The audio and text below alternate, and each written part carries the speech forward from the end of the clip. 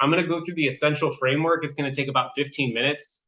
Really going to be helping you to try to understand, like, what is product validation?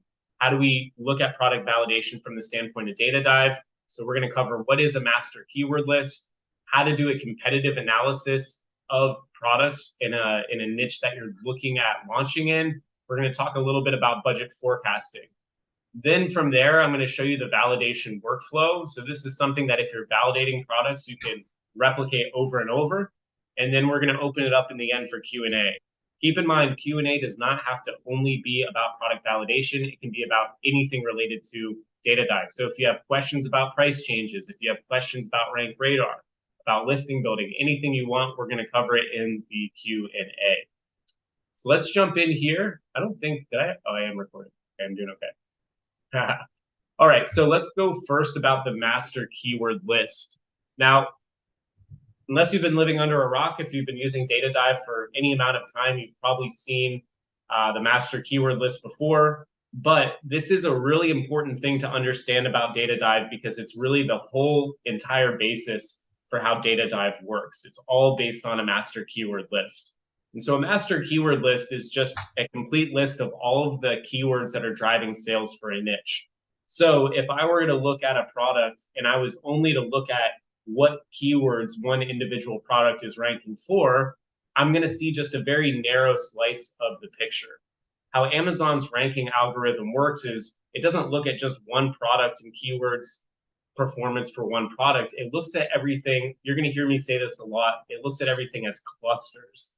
And so when we combine a group of data that's more than just one product, if, for example, we pull 10, 15 competitors and we see how are all of these 15 competitors ranking for a range of keywords, it's going to give us a complete picture of the most important keywords that are driving sales for a niche. So when you start your dive, you're not just going to pull one product, you're going to pull up to 15 competitors from this niche, and then you're going to get this beautiful breakdown here, this master keyword list, and this is going to be the most important keywords that are driving sales for this niche. Now, it's important that when we start off, that this master keyword list that we start with, it's what we call a dirty list. Now, since we've made updates to the product, this view is actually a little bit outdated, and I can show some of the updates in the Q&A. The master keyword list is heavily refined from what it used to be. You probably remember doing dives in the past where you get hundreds of keywords in your MKL. Now that's shifted a lot and the MKL is much smaller, but we still have to do a little bit of work when we start the dive to clean up the master keyword list. And cleaning up the list, all you got to do is remove any branded search terms and any keywords that aren't relevant.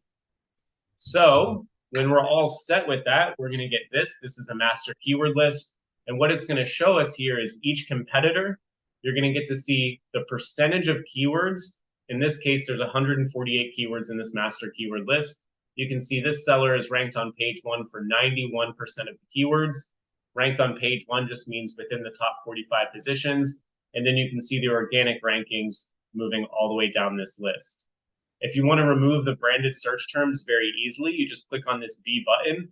And it's not that complex of a tool. It doesn't always pick up everything. It's basically a V lookup. So it's looking at what brand names are here. And if they show up in the MKL, you can click on this B button and it'll help you remove them a little bit faster.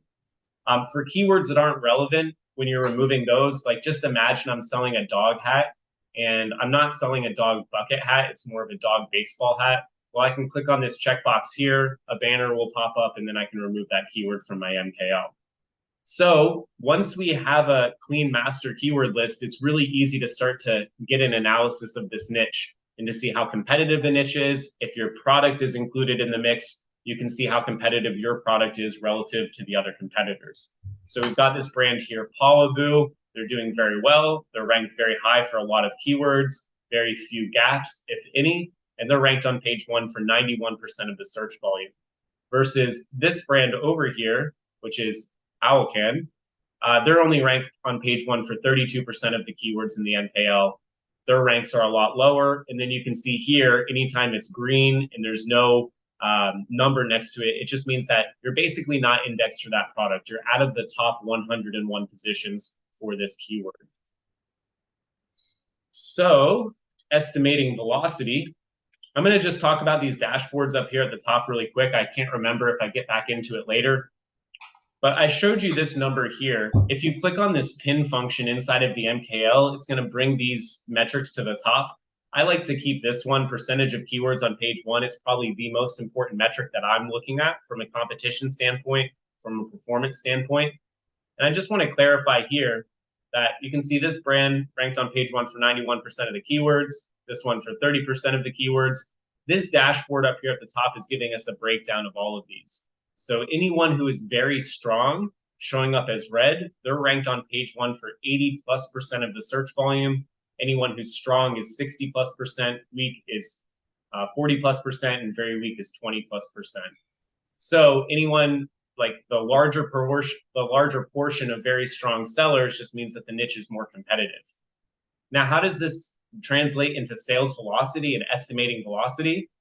Well, okay, let's say we're going from the standpoint of validating a product. We have an idea for a product, and we want to see, is this going to be a good product to sell? Is it going to be risky? Is it not going to be risky? And so you can see here, this picture is very different from this niche. This niche only had about 25% of the sellers that are very strong. It's a pretty even distribution among each of these categories. But a lot of people are probably familiar with this product. It's a jade roller. Very popular product a few years ago to sell. Probably don't sell this product. It's very competitive. But here I can get an idea of just how competitive this niche is. There's 13 sellers in this niche that are ranked on page 1 for 80+% of the search volume. And you can see here that some of these sellers are almost at 100%. This one actually at 100% ranked on page 1 for these keywords. So if I'm going to launch a product into this niche, it's going to take a long time, a lot of work, a lot of effort to compete with these 13 sellers. Very realistically, if I want to launch a product into this niche, I very likely could be playing for like 14th or 15th place here. Now, how does this relate to estimating sales velocity? Well, if you are an inner circle, or let's just say you have a good launch strategy. I think our launch strategies are the best. I'm a little bit biased, but I also think a lot of people in this group are in inner circle. The way that we teach how to launch on Amazon, what we find is that our students are going to get indexed for about 65% on page 1, 65% of the MKL within the first about 4 weeks of launching during that honeymoon period. If you follow the strategies, if you've got a good product, if your reviews are solid, you should be able to get indexed for about 65% of the search volume. So when we're estimating sales velocity, what we want to look at is we want to say, okay, yeah, here we go. This is just going to a different example here. I'll go back on this slide so it's just clear. But what we want to do is we want to try to find what are the sellers that are in the 60-65% range and how much are they selling every month. These are the people that if you follow the launch strategies, within about a month of launching, you should be expecting a similar amount of sales volume. So I shouldn't look at this seller here at 92% or this seller here at 100% and say, hey, if I launch a jade roller, I should be able to make 320 grand a month. And I need to order enough so that I can sell 18,000 units a month. That's going to be way off. You're going to be way overestimating your sales volume. But if you look, okay, who's in like the 60-65% range, maybe I could be selling $25,000 a month of this product. Now, there's only one seller in this position here. There's 4 more. So I'd probably want to go a little bit further to the right and just see like, okay, who's in like the 65%, sometimes a little bit lower, and use that as my benchmark to estimate sales velocity. So in this backpack example here, it's not showing me sales numbers. I wouldn't try to compare my units sold to this person here. I try to go find someone in like the 60-65% range and say, I might be able to, if I can create a product that's as good as this product, if I can get similar click-through rate, conversion rate, then I might be able to match this in terms of performance. So this is kind of a breakdown. This is one of our graphics from inside Inner Circle that based on the search competition level of sellers in this niche, how long is it going to take to achieve that performance on average? And so anyone who is they're ranked on page 1 for 20+% of the search volume, we think we should be able to beat them almost right away, right? You should be able to beat them within the first 2 weeks of launch. The 40+%, you're going to be able to catch up to these people in about the first 4 weeks. And then the 60+% is about a couple of months. So when we're estimating sales velocity, we want to be, I guess I shouldn't say 65%. I usually say 60, 65, but realistically, it's somewhere in this range, like 40 to 60%. These people should be pretty easy to beat. I know that this is true because one of our other coaches, Bryant, just launched a product. He posted inside Inner Circle, and within a few days of launch, he was already indexed for 35% of the keywords. And I believe now he's about at a 45%, and he's about 2 weeks into the launch. The product isn't fancy. I saw his listing. It's not like he's doing anything spectacular. He's just able to get indexed for the correct keywords from launching. Now, the really important thing to know is that getting to this 60+% range, this could take a few months. Sometimes, depending on how competitive the category is, it could take a couple months. It could take 6 months and beyond. What's important to know is that these people who are indexed for 80+% of the search volume, getting from this 60 to 80%, this could be like a months and months, years, possibly never. And so that's just the realistic expectation that if I want to launch this product, this Jade Roller here, and I've already got 13 people that are ranked for 80+% of the search volume, with a lot of them close to 100%, getting from like that 60 to 80 might take a very long time. And getting from that 80 to 100%, like you might have to spend a ton on PPC. Imagine you're not just trying to catch up to these people for a little bit. You're potentially running your product at a loss. You're running promos, you're running coupons, you're trying everything you can to claw back these space. Just be ready for, hey, if I want to sell this, I'm going to need the inventory to sell this, but my margins, it might be very tough. I might be spending a ton on PPC just to get to that level. And so that's why this is all related to product validation, because we can look at some products just from the dashboard at the top of Data Dive and ask ourselves, man, is this really going to be a good product to launch? Or is this just going to be a huge battle and I'm really going to be playing for 15th place, like the case in the Jade Roller? So these are just time estimations, important to keep in mind. So we talked about estimating sales velocity. We talked a little bit about the master keyword list and how that's related to evaluating competition. The next thing I'm going to cover is goal setting and resource evaluation. And this is what's getting into our product scorecard. If you haven't used the product scorecard feature inside Data Dive, I'd recommend it. We're going to go through a little bit of this today.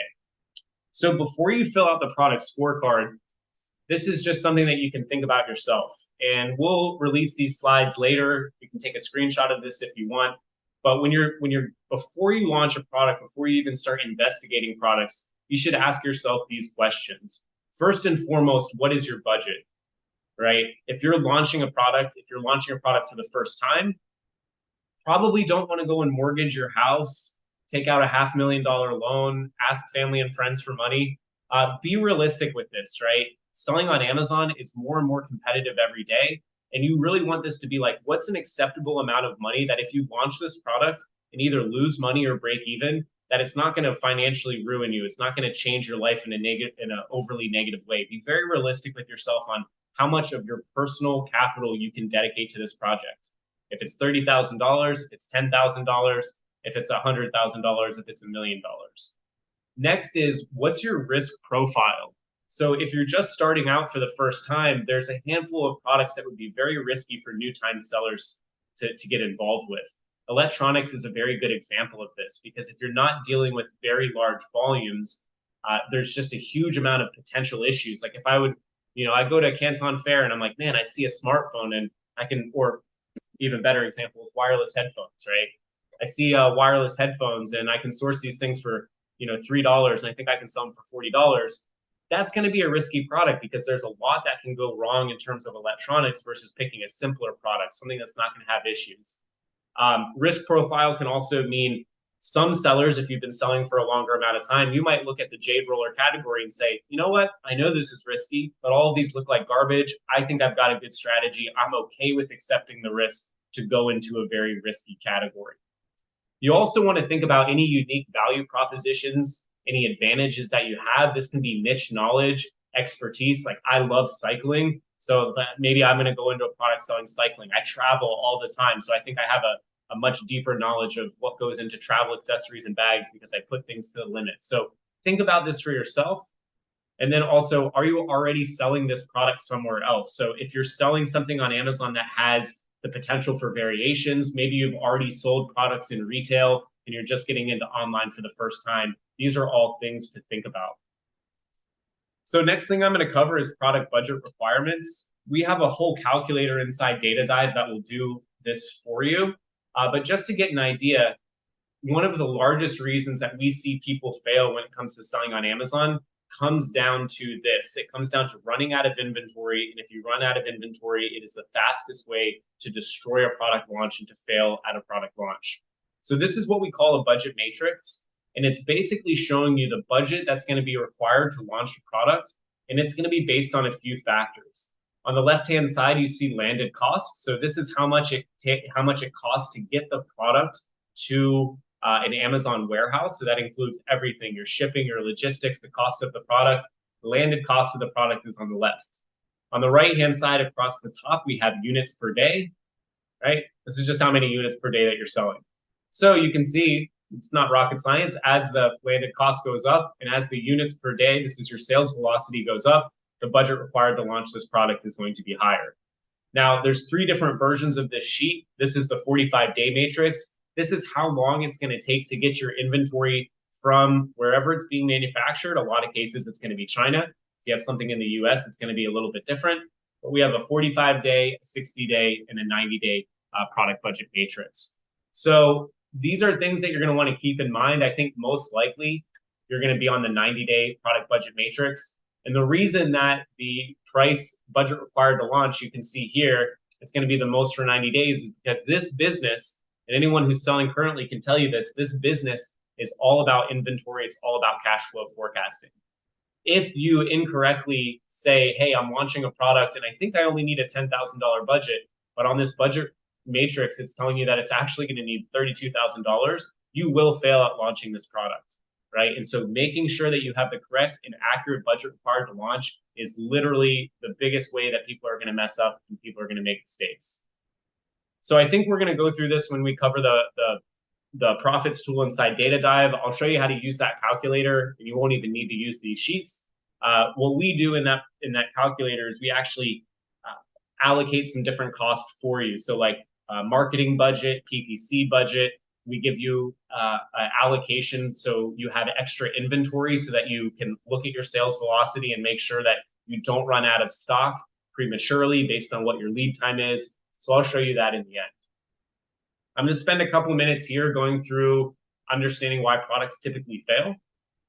Some of these I've already covered. So why do products typically fail is you don't have enough capital or order enough units. How do you fix that is you accurately do cash flow and you're going to forecast for at least 3 orders, right? You're going to make sure that you have enough money to fund 3 orders. I remember when I launched my first product, this was the thing that blew my mind. This was like 5 years ago as a seller. I launched a product with my business partner. Within a few weeks, we got the bestseller badge. We sold out all of our inventory. And I'm like, sweet, Eric, we're millionaires. And he's like, no, Anthony, we got to take all of that money. And now we have to go buy twice as much inventory. And I was like, holy cow, I don't have enough money for this business. So that's the thing. Like back then, we didn't really understand this. Now, when I launch a product, I'm going to know, okay, if I'm launching this product, I need to have special cash reserves. That's going to allow me to likely order much more inventory on the second round. You're going to find that in this business, a lot of your money is going to go as you're growing into buying more and more inventory. I was in Australia with one of our students. She was telling us, she's one of our inner circle highlights. She's telling us how literally like she's making millions of dollars. She made $1 million in her first year selling on Amazon. Her business, I think, is about 3 or 4 million annually. And she's telling us she's super stressed. She's selling a lot of product, but she needs to get $900,000 in loans every year to cover her cost of inventory to get her through Q4. And so this does not stop when you launch. This is going to be something you're going to struggle with throughout running a business. That's just real talk. Okay, moving on here. So why do products typically fail? Not enough profit per sale, right? I can probably make a lot of money for Jeff Bezos launching a Jade roller, right? But like, can I sell at the price point that everyone else is selling at? If there's a lot of Chinese manufacturers that I'm selling at, you have to make sure that you're making money on every single product. Otherwise, we're not running a business. We're just sending Amazon some money every month and we're doing a lot of work. So we got to make sure we're making enough profit per sale. How do we fix that? Is we got to set higher ROI requirements and we have to accurately account for all costs. So we'll help you do that with the profits tool. So why do products typically fail? There's not enough aggregate search volume. When we sell products on Amazon, we're not selling products, we're selling keywords. So it doesn't matter how much I love a product, right? if there's not enough search demand, if there's not enough people searching for the product, it's just not going to transfer into enough sales. And so how do we fix that? We make a master keyword list and we make sure there's enough minimum requirements, enough minimum search volume. Why do products typically fail? Not enough keyword or route diversification. So I didn't look at the breakdown for that jade roller, but another example I consistently give at office hours is a garlic press. If you do the master keyword list for that niche, you're going to see there's 20 different ways people are searching for garlic press. They call it a garlic crusher, garlic mincer, garlic chopper, whatever. They call all of these things, but the vast majority of searches, like 80, 90% of that search volume, people are searching for a garlic press.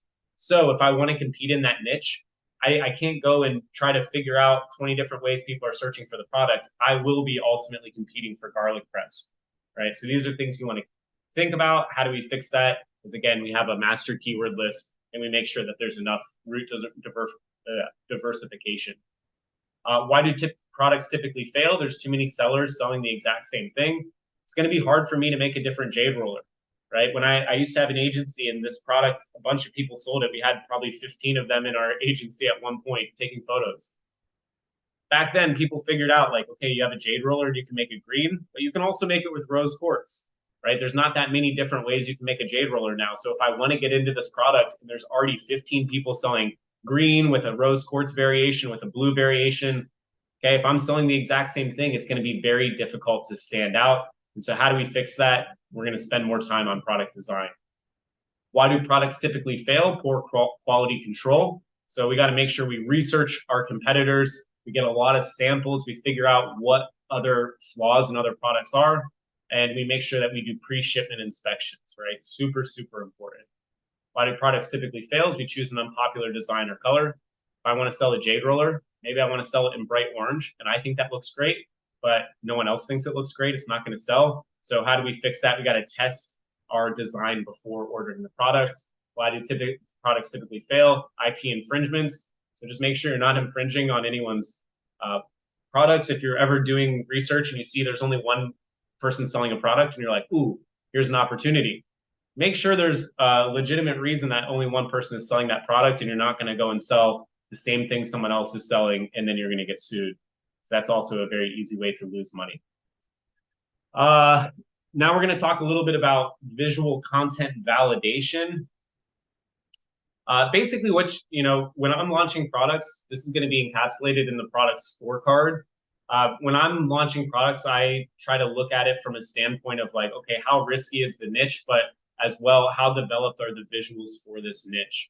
And so if I'm looking at their images, if I see a lot of people with images that aren't great, with content that's not great, then that looks like an opportunity for me. This is the main image matrix. I'm sure you've seen this before. If I go into a niche and every single person just has the main image and it's a product on a white background, I think, could I get a higher click-through rate by trying some of these other variations of putting my product with the packaging or making a lifestyle image or putting a model in my image? So these are things that I look at to see, is that an opportunity? Same thing for secondary images. If I go into deep dive inside data dive, I'm looking at the image galleries and I see, wow, I don't see this very often in Amazon US. Most of the niches at least have pretty decent images. I'll try to find some examples when we get into the speed round of some niches that aren't so competitive from a visual standpoint. But if you see like most people all have the same types of images and you see, hey, I can make a lot better images than that, that's going to be an opportunity. These are some of the more common types of images that you'll see on the Amazon platform. So I'm going to, kind of jumping around a little bit. I hope everyone's able to follow this and this is generally making sense. But now we're going to get into the data dive portion of this, which is the product scorecard. And what we're going to do is we're going to validate this garlic press here. So imagine we've got a great idea for a product. Someone's pitching me and they're like, Anthony, I want to launch a garlic press. I'm not going to tell them no. I'm going to say, okay, cool. Have you ran it through the product scorecard? If anyone here gets on a call with me and they're like, hey, I'm launching a product, first thing I'm going to ask you, have you filled out the product scorecard? So if we fill out the product scorecard for this garlic press, it's going to ask us a handful of questions. I can go through this in Q&A if anyone's interested, but it's going to ask you questions like this.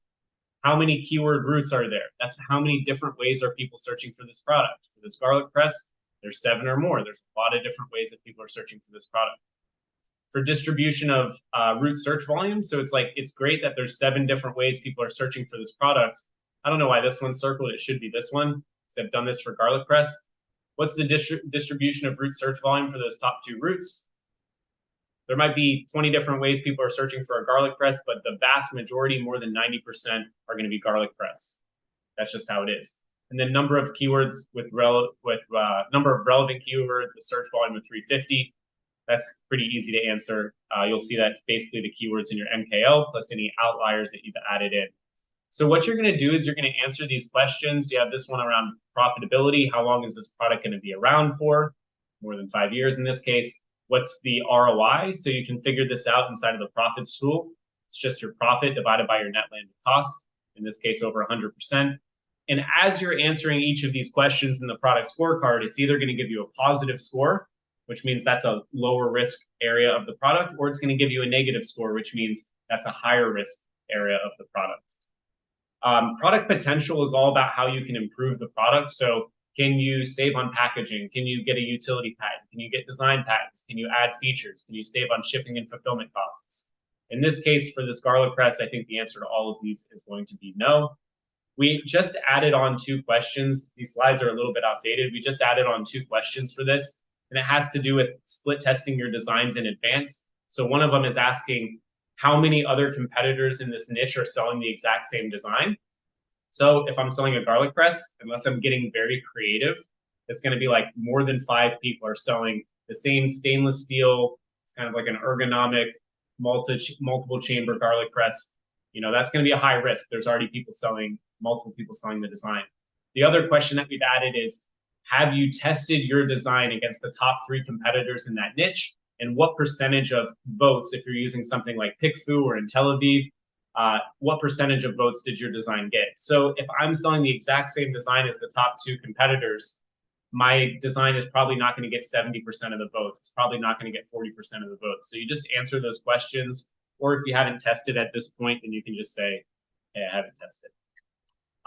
Most people, most scores, most product scorecards are going to be looking really good through these sections. Where you're going to tend to lose a lot of points is in the competitiveness section. And so pretty simple questions here. I think you can get the logic behind them. How many of the top 10 competitors have more than 1,000 reviews? In this case, for garlic press, some of these sellers have like 30,000. How many of the top 10 competitors have great images in A+? How many competitors have 3 or more exact keywords in their title? How many competitors are ranked on page 1 for 60% of the search volume? What's the average price point? Right? And you just answer these and it's going to give you either a positive or negative score. The reason average price point is going to be, the lower the price point is going to be a negative score. It's because anyone here see a couple days ago, I think it was yesterday, Amazon just raised the fees again on products. If you're selling a product that's under $10 and then Amazon decides, hey, fees are going to go up. Hey, we go into another COVID and now shipping containers don't cost $4,000, they cost $25,000. Hey, PPC goes up, there's more competitors to the niche. Suddenly you go from having a profitable product to a not profitable product. So the more expensive a product is, it's just going to make it less risky. You can still make money on low price products. It's just, you know, some things to think about. Whether or not Google Trends are up or down, you can see that in the overview tab of the MKL now. If it's a seasonal product, right, more seasonal of a product, it's just going to be more risky. It should be for more experienced sellers. Brandon sells a lot of Halloween. They sell a lot of Christmas items, but they've been doing this for a long time. They're going to sell $30 million this year. So forecasting your inventory for a very narrow window of time without running out of stock and then not having too much inventory. He was telling us this year that it's actually, for these seasonal products, it's actually less expensive for them to just destroy all of the extra Halloween items than to remove it from the warehouse and then put it into warehousing until next Halloween. So this is just why the more seasonal products are going to be more risky. Because once that season's over, you might just lose out on a lot of product costs. How many of the competitors have more than 4 variations? This one, for anyone who doesn't understand, like if I'm selling a garlic press and I'm already selling like a stainless steel color, a rose gold color, a black variation, there's already multiple people selling other variations. Well, now I can't come in and be creative and say, hey, I'm going to be the first person to offer this in a different color. So more variations mean it's a more mature market. How many competitors are bought and sold in retail stores or have large branded search? Pretty obvious there. How many of the top 10 competitors are bought and sold by Amazon? So these are 1P sellers. And then how many of the competitors have bundles or multi-packs? Similar to variations, trying to think of an example here. All of these garlic presses, they're going to have like a little roller so that you can roll the garlic and get the skin off. They're going to have like a little cleaning brush for the garlic press. Okay, now I can't be the genius who's the first one to say, you know what, I'm going to sell a garlic press and I'm going to bundle it with these relevant accessories. That's no longer an advantage. I can't stand out there. So more people selling bundles or multi-packs, it's just going to be more risky, more difficult to stand out.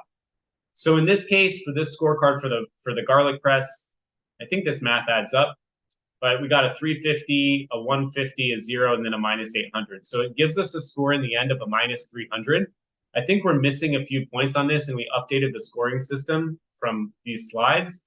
But everyone always asks, like, okay, Anthony, I did the product scorecard. I got a minus 300. Does this mean I shouldn't launch the product? It's not really how it works. All of these scores are relative. And so when you're filling these out, what you want to do is you want to fill out product scorecards for a bunch of different products.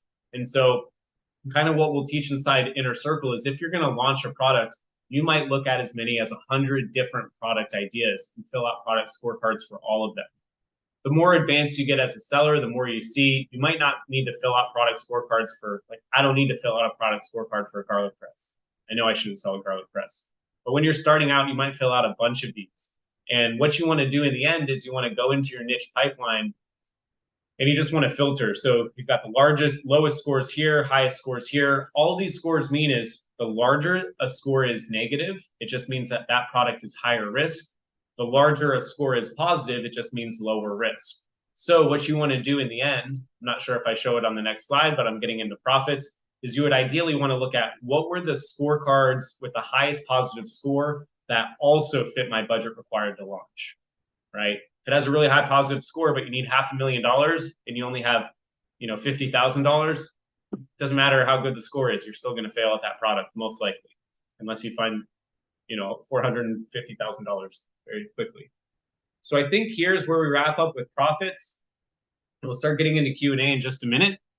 But yeah, profits, you can fill out the profits tool inside a data dive.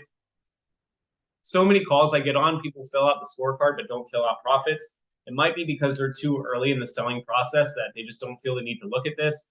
I would strongly encourage you to do this. So profits tool, it's going to do basically all of the work for you. You can get to it on the left-hand side of your screen. Totally free, doesn't use any of your dive credits. Basically what you're going to do is you're going to fill out each of these sections. And then when you're done, it's going to, it's going to give you it's going to give you all these calculations at the bottom. So if you want to make this work go a little bit faster, you want to make sure all of the information for this is correct in the end. But if you just want to get to the answer a little bit quicker, if you go to this Your Strategy page, and then you click on this Populate button, it'll let you pick one of the ASINs that's included in your niche. So you just click on one of these, you click OK, and then it's going to populate all of the information from that product. So it's going to pull in like the dimensional weight for shipping. It's going to pull in the price. It's going to pull in all of these other factors. And then all you have to do is fill in this sales velocity. So that's what I was explaining in the beginning on, like, this is people that are in that, I'm not going to say 60, 65% range anymore. I'm going to say like 50 to 65% maybe. Look at what they're selling on a monthly basis and then try to say, okay, do I think I can have images, content that looks as good as this, right? Do I think I can match this price point? Do I think I can match all these other factors and expect similar performance? And then you would put in whatever the number in that range is. And then from there, it's going to give you all of these other factors. This is also going to depend on your shipping speed. So inside of the profit calculator, it's the section, I think, on shipping costs and then order P&L. You'll have to make sure you get a few different options. So if you want to fill like a full container load, less than a full container load, if you want to do air freight, and that's going to kind of, you can see it here. So you can do air to Amazon, ocean FCL. Right now, it only lets you calculate budgets from China. I've requested from the team to add on other markets, but we just haven't gotten there yet. But generally, I think China should answer most people's questions. So here we're analyzing feasibility on the product scorecard. So when you're done with all of this, what you want to ask yourself is, does this product fit your budget? What's the expected landed cost? It's not really a yes or no. I guess it's, does it fit your expected landed cost? Um, is it an acceptable ROI, average selling price point? And then is the aggregate search volume enough? Yes or no? And only proceed if all of your requirements are met, right? So pretty obvious stuff, but like if you don't match your landed costs, like probably won't be able to sell the product. If you're not going to be profitable or make an ROI, probably shouldn't sell the product. If there's not enough demand, don't sell a product.